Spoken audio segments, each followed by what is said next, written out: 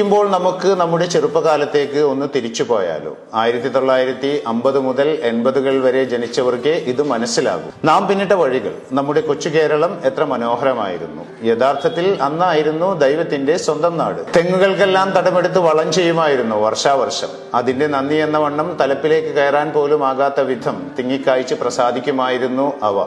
മാസാമാസമുള്ള വിളവെടുപ്പ്. കിട്ടിയ തേങ്ങയിൽ വീട്ടാവശ്യത്തിനുള്ളത് എടുത്ത് ബാക്കി ഉണക്കി കൊപ്രയാക്കി ആട്ടിയ വെളിച്ചെണ്ണ കൊണ്ടുവരുമ്പോൾ ആ പ്രദേശം മുഴുവൻ അറിയുമായിരുന്നു നാളികേര സുഗന്ധം. തൊഴുത്തിലെപ്പോഴും ഒരു പശുവിനെങ്കിലും കറവ ഉണ്ടാകുമായിരുന്നു. പാലും മോരും തൈരും വെണ്ണയും നെയ്യും അടുക്കളയിൽ എപ്പോഴും നിറഞ്ഞു നിൽക്കുമായിരുന്നു. നെല്ലും പയറും മുതിരയും ഉഴുന്നും ഊഴം പോലെ മുറ്റത്ത് കിടന്ന് ഉണങ്ങുമായിരുന്നു. പുരയിടങ്ങളിൽ അമ്മ നടുന്ന പച്ചക്കറിക്ക് വെള്ളം ഒഴിക്കാനായി ഓടി നടക്കുന്ന അച്ഛൻ. ചെറിയ മൺപാത്രങ്ങളിൽ വെള്ളം തൂക്കി നിരനിരയായി ഞങ്ങൾ കുട്ടികൾ ചീരയെയും കൈപ്പയെയും വെണ്ടയെയും നനച്ചിരുന്നു. ഇടക്കൊക്കെ മൂക്കാത്ത വെള്ളരിയും വെണ്ടയും പൊട്ടിച്ചു വായിലാക്കിയിരിക്കും. വൈകുന്നേരം ഒരു പ്രധാന ജോലിയുണ്ട്. തലേന്ന് കത്തിച്ചു വെച്ച കരി പിടിച്ച കറുത്ത മണ്ണെണ്ണ വിളക്ക് തുടച്ചു മിനുക്കി വെക്കണം. അത് കഴിഞ്ഞ് കിണറ്റിൻ കരയിൽ ചെന്ന് വെള്ളമെടുത്ത് ലൈഫ് ബോയ് സോപ്പും ചകിരിയും ഉപയോഗിച്ചുള്ള കുളി. പിന്നെ ക്യൂട്ടിക്യൂറ പൗഡറിന്റെ സുഗന്ധം.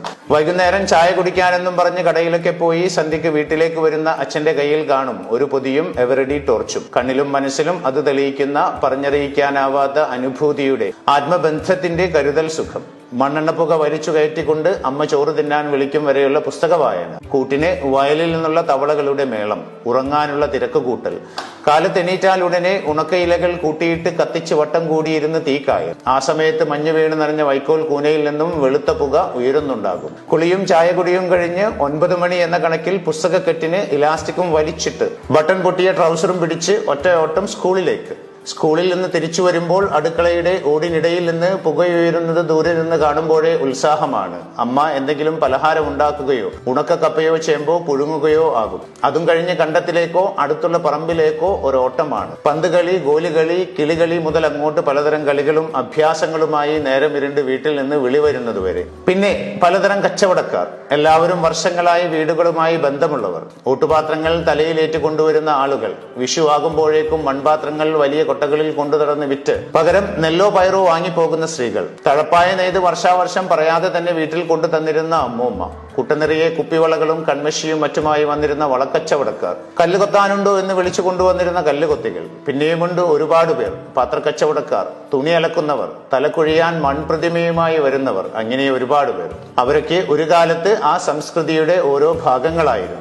അന്നെല്ലാം ആർക്കും ആരെയും സംശയമോ അകൽച്ചയോ ഭയമോ ഉണ്ടായിരുന്നതായി കണ്ടിട്ടില്ല. വീടുകൾക്ക് മതിലുകളില്ലായിരുന്നു. ആളുകൾ എല്ലാ പറമ്പുകളിലൂടെയും വീട്ടുവളപ്പുകളിലൂടെയും യഥേഷ്ടം വഴി നടന്നിരുന്നു. എല്ലാം എല്ലാവരുടെയും സ്വന്തമാണെന്ന് തോന്നലുണ്ടായിരുന്നു. അരിയായാലും തേയിലയായാലും ചുറ്റുമുള്ള വീടുകളിൽ എവിടെയെങ്കിലും ഉണ്ടായാൽ മതിയായിരുന്നു. എല്ലാവർക്കും അതിൽ അവകാശമുണ്ടായിരുന്നു. വീട്ടിലെ കറിക്ക് രുചിയില്ലെങ്കിൽ പാത്രവും എടുത്ത് അയൽപക്കത്തേക്ക് ഒറ്റയോട്ടമായിരുന്നു. എവിടുന്നും എപ്പോഴും ഭക്ഷണമോ വെള്ളമോ കിട്ടുമായിരുന്നു. പ്രത്യേകിച്ച് എന്തെങ്കിലും പാകം ചെയ്താൽ ഓരോ ഓഹരി അയൽ വീടുകളിലും എത്തിയിരുന്നു. കുരുത്തക്കേട് കണ്ടാൽ മുതിർന്നവർക്കും അധ്യാപകർക്കും ശാസിക്കാൻ ആരുടെ മക്കളാണെന്ന് നോക്കേണ്ട ആവശ്യമില്ലായിരുന്നു. മക്കൾ എല്ലാവരുടെയും മക്കളായിരുന്നു.